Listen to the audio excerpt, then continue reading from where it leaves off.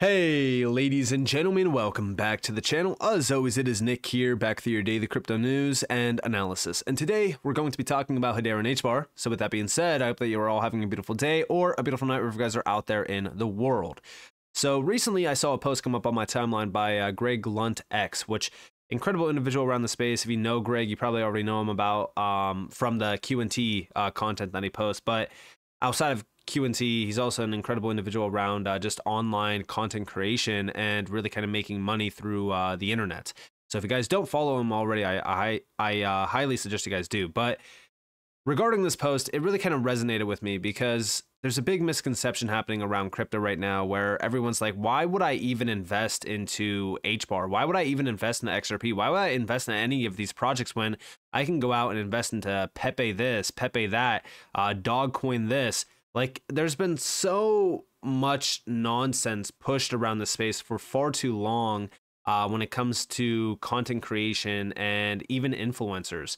You know, I always hate the term influencer or anything like that because, you know, I'm just a researcher around the space. Doing my research, I really kind of found something very exciting about crypto.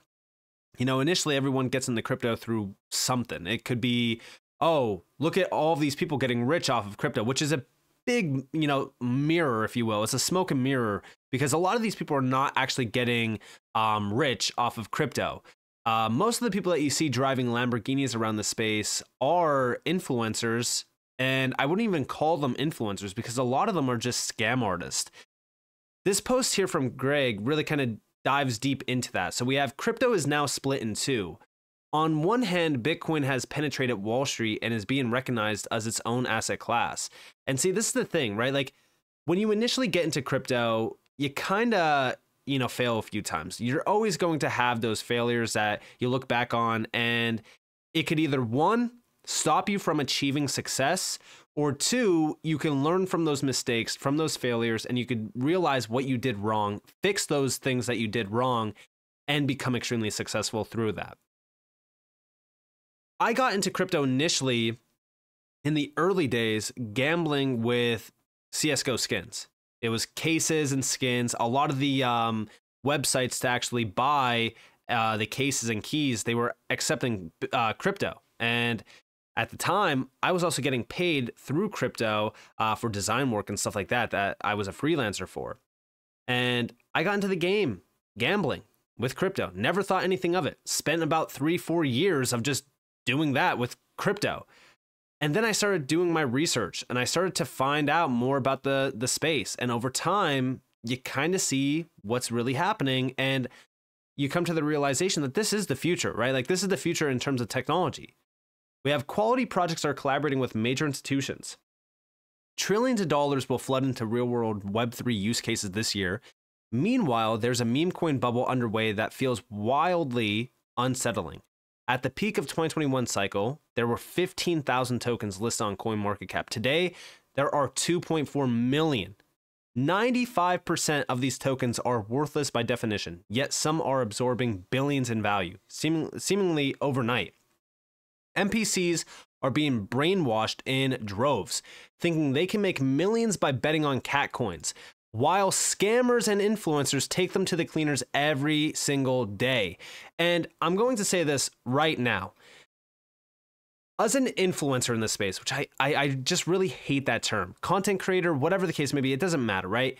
If you are someone in this space that is making content, you need to take into accountability what you are talking about, what you are pushing, because there's people out there putting hard-earned money into these things.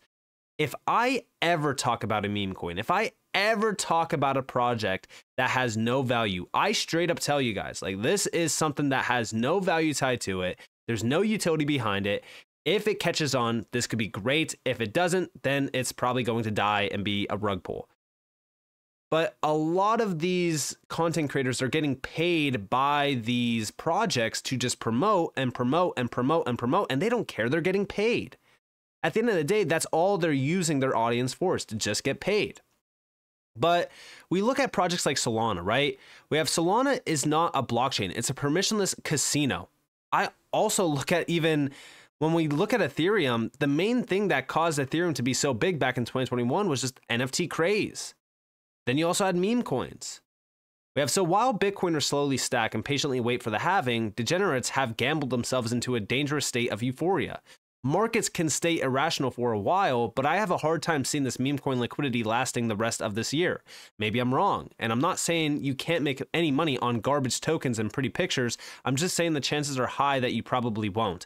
I sleep better at night knowing my money mirrors actual institutional adoption. Strong technology always wins out in the end. And this is the big thing about Hbar, right? We could sit here all day long and talk about how Hbar has barely moved. Hbar isn't doing much. Off of the lows of roughly almost 4 cents, we hit just a recent high of about roughly 13 cents. Not a terrible gain, but nothing too crazy when you are comparing it to all these illiquid trash coins. The thing to focus on is how they are illiquid garbage. It's very easy to move these trash coins if you have a group behind you that is also promoters. There's a ton of these groups out there that are filled with KOLs that will push content all day long around these meme coins to push the price even higher so that they can keep dumping on the retail and the exit liquidity. But as we look at Hbar, right, we are at a point in time where I do think that Hedera is going to wake up in a very, very big way. But long term, this is very disruptive technology, right? I compare these projects to like the other networks that have been hyped up for so long. Like, imagine if Hbar did have the market cap of Salana today. That is a $2 and almost 40-cent Hbar. That is a 22.5x away from today's price. Not even the full bottom. If we had the market cap of Ethereum, we're talking about 113x, a $12 Hbar.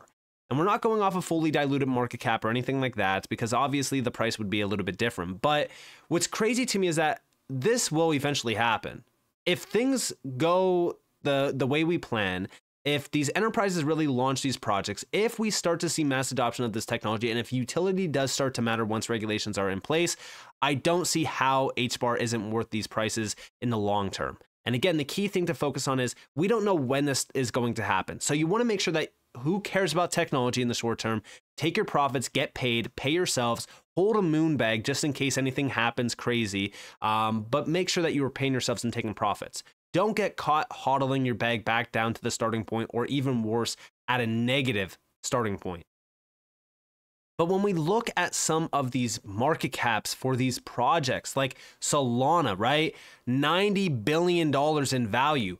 Ethereum, over $500 and almost $72 billion in value. What makes these networks so valuable? Everyone will always say, well, oh, you have enterprises and all these big players utilizing Ethereum. And although that might be the case, right?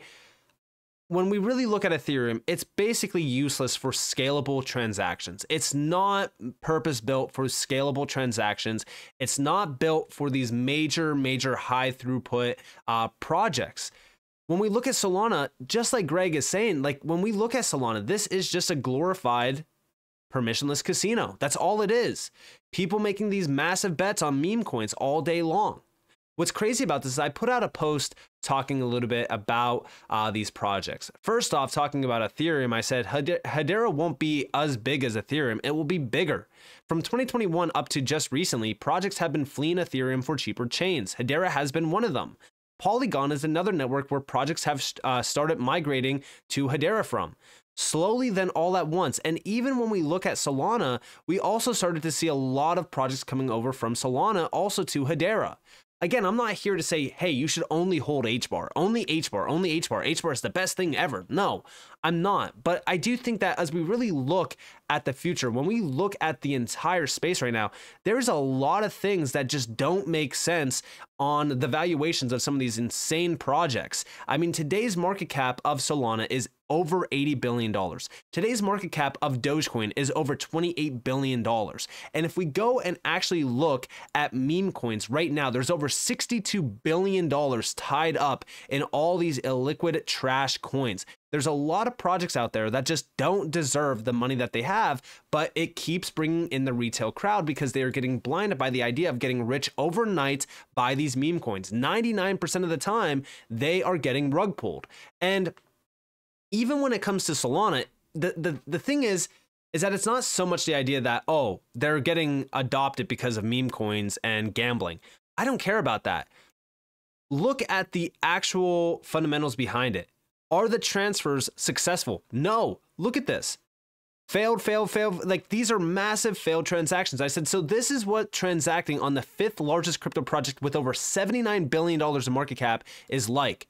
Show me more proof than this, that the values we see in this market today are not all nonsense. I can't wait for the real values to be revealed once utility actually matters. And, you know, this goes for any legitimate project out there.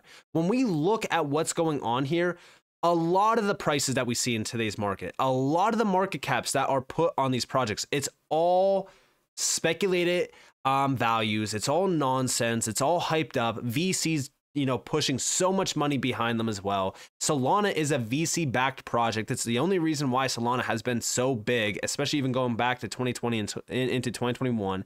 And it has been doing very well. And, you know, I even made a post talking about Salana back in 2022 on why I don't think anyone should ignore Salana this cycle, because I do think that it's going to perform very, very well. And, you know, that was when Salana was like around $30. Now, we did have a major sell-off due to FTX, but Salana still did a very, very good run. Now, does this mean that I hate Salana? Do I think that Solana is complete garbage? No, but I think that the value tied to Salana is speculated, and I don't think that it's the legitimate value that Salana should have, especially if the network is having these transfers like this fail time and time and time again. And it's not just this post, right? There's been a lot of comments behind this. Even the Hbar Bull on his recent video where he was talking about Hedera, he got a comment from a viewer where he said, Brandon, Solana is currently under attack from bots arbitraging meme coins. How would Hedera protect itself from a similar attack? You seem to be encouraging meme coins. I can't for the life of me think why. And here we have meme coins attract capital. Arbitraging meme coins is not an attack. It is simply using the network and generates fees, which we want. I'm guessing the Solana ecosystem considers it an attack because the network is being negatively impacted by it. Hedera wouldn't be, and we would welcome the revenue. If it went above 10K TPS, the throttle would be lifted. There's also congestion pricing at very high ranges. If the volumes was still hitting the upper bounds, we would simply prioritize sharding and hasten the path to unlimited scaling for the Hedera network that was already planned. If a platform claiming near unlimited scaling considers normal network use an attack and not welcomed use and volume, that would raise a red flag to me. And yes, this is proof that when we look at Solana, there's a lot of problems behind it. There's a lot of issues around what they are claiming the network can achieve and do, especially when you are starting to see a lot of failed transactions. Now, with Hedera, am I going to say, hey, it would be great if meme coins were on Hedera? Not exactly, but it is something to think about when you are looking at, you know, all of these meme coins going crazy and they are promoting a ton of value and volume for these networks. And the proof is there, right? Like, if we look at how much this brought in for Solana, I mean, go back to the end of February before a lot of these meme coins started to really kind of go crazy. I mean, it provided a major move from $103 to over $200 on Solana. So obviously, meme coins are generating a ton of value behind them, and they are pushing incredible volume on the networks. But the thing is that I'm not looking at meme coins to make Hedera very valuable. I don't think that we need meme coins. I don't think that we need a glorified casino to launch on Hedera in order for the value of Hbar to rise. We already have a ton of great projects building out on Hedera. But also, Charles Adkins from Hedera, the president at Hedera, put out a great post regarding this. So he's quoting Wendy O. We have Bitcoin is slow, Ethereum is expensive, Solana transactions fail. This is the future, finance is bright. So we have everyone used dial-up internet at some point. Building on Hedera fixes this. And this is something great to think about, right? Like, initially, how many people were accepting of, you know, sub 10 megabytes per second internet speed? A lot of people utilized it. A lot of people loved it. They thought it was like the greatest thing since sliced bread. But then we started to push beyond that, hitting 100 megabytes per second, hitting 1 gigabyte per second. And that's where we're kind of at right now, right? Where we're accepting this garbage in terms of these networks that are very inefficient.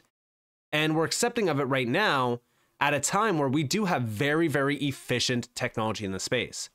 It's only a matter of time until people realize what is in front of them. And that's when everything will change.